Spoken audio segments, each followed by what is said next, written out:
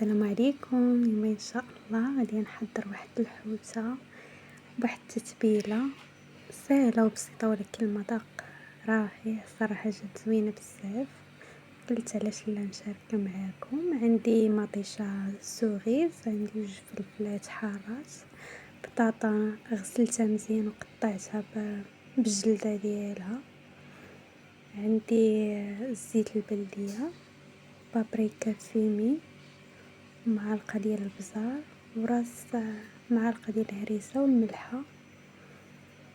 الحوتة بطبيعة الحال واحد 3 فصوص ديال الثومة، وهذوك الاعشاب المنسمة. اللي ما عندوش هادو يقدر يزيد اليازير ولا زعتر، المهم هادو مجموع فيهم كل شيء.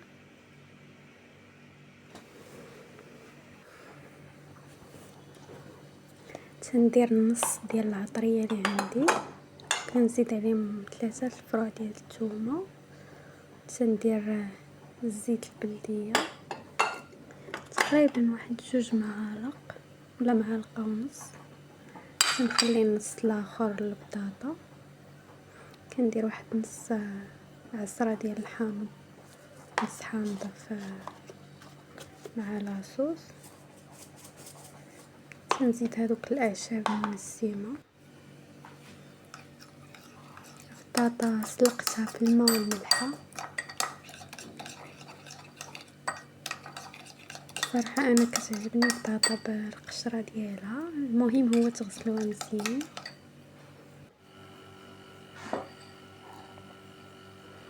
صافي غناخذ هذيك الشرموله ندخلها في الحوته ديالي مزيان.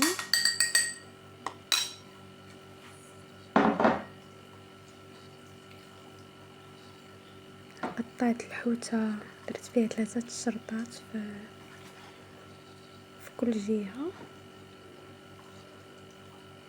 كنبقى ندخل الشرموله فيها مزيان باش تكون متبله مزيان.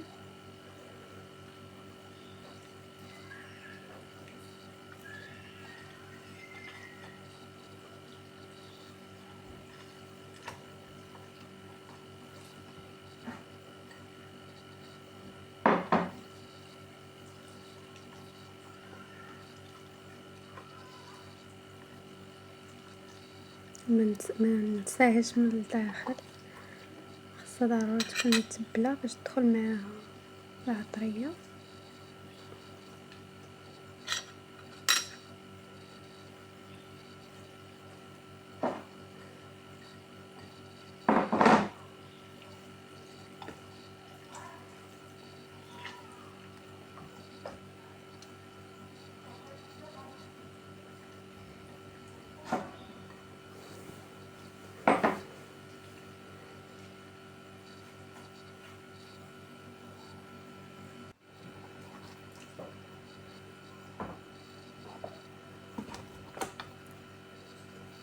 كنهز الحوته من هذيك الطاوله او المول اللي غندخل الفران، كندير البطاطا لتحت،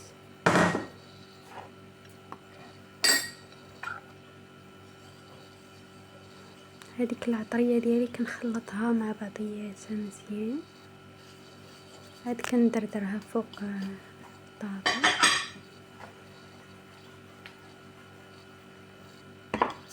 كنحركها هكا حيت البطاطا طايبه، ماشي طايبه بزاف ولكن غتهرس ليا الا حركتها،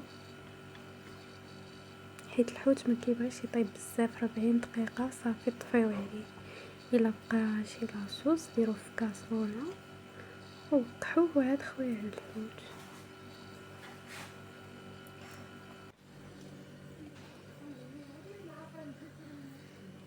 صافي البطاطا بعد ما تبلتها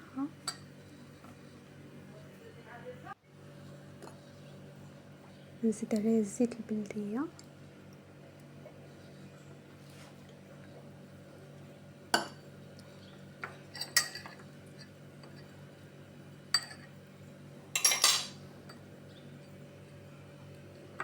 مطيشه سوغيز قسمتها على 2،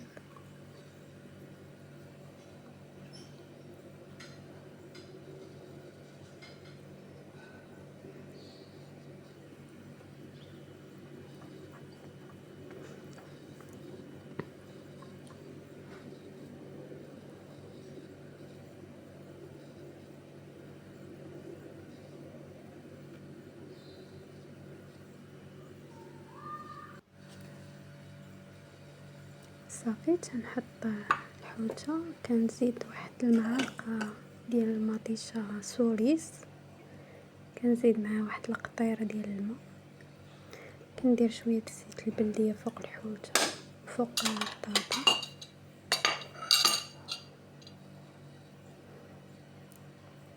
صافي كنزينها بالحامض،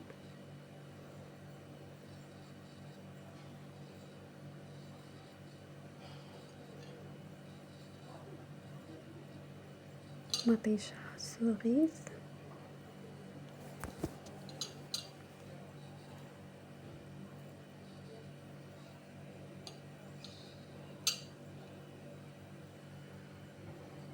إلا عجبكم الفيديو متنساونيش من لايك ومتابعة، فلفلة حارة،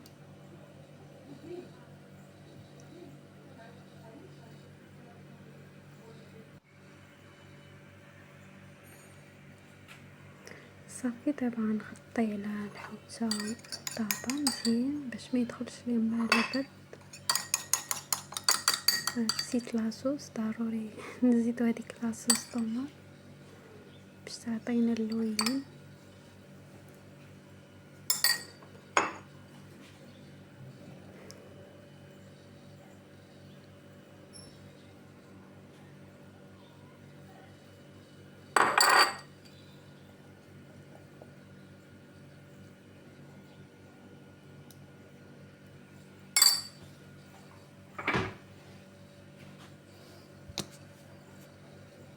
واحد الرشة ديال البزار، انا من عشاق الحار والبزار، كيعطي واحد منظر في الحوتة زوين.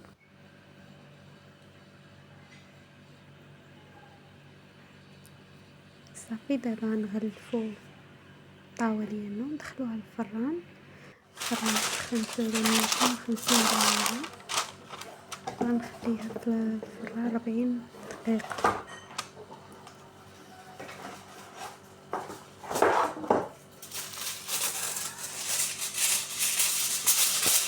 ندير كاسة زبدة، صافي قبل ما نطيقو وصافي غير يسخن الفران وندخلوه.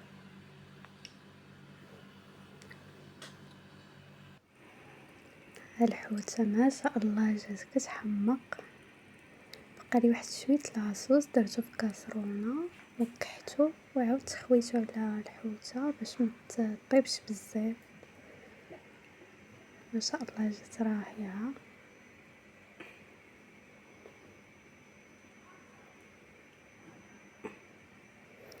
بطبيعة الحال عريت عليها في اخر فاش طابت باش تحمر من الفوق.